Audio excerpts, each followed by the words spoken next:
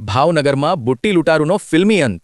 ભાવનગરના વડવા વિસ્તારમાં મચ્છી વેચતા ભાઈએ વિચાર્યું હશે કે આજનો દિવસ શાંતિથી પસાર થશે, પણ અચાનક એક હીરો સ્ટાઇલનો લૂંટારો એન્ટ્રી માર્યો.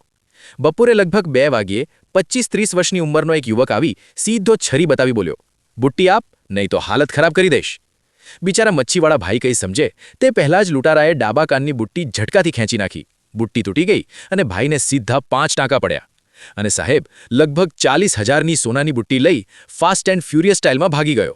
પરંતુ અહીં એ ભૂલી ગયો કે ભાવનગરમાં પોલીસ પણ CID મોડમાં હોય છે. અંતે હ્યુમન સોર્સે ગુપ્ત માહિતી આપી અને શાહનવાઝ કરીમભાઈ હાલા, ઉંમર 29, નામના ડ્રાઈવર સાહેબને પકડી લેવામાં આવ્યા. LCB ઓફિસમાં થોડું પોલીસ સ્ટાઇલ ઇન્ટરવ્યૂ થયું અને ભાઈએ તરત જ સ્વીકારી લીધું, હા સાહેબ, બુટ્ટી મેં જ લીધી હતી. પછી ઓળખ પરેડમાં પણ ફરિયાદીએ સીધું બતાવી દીધું, આ જ છે મારો બુટ્ટી સ્પેશિયલિસ્ટ. હવે લૂંટારૂભાઈ પોલીસના મહેમાન બન્યા છે અને આગળની કાર્યવાહી નીલમબાગ પોલીસ કરી રહી છે.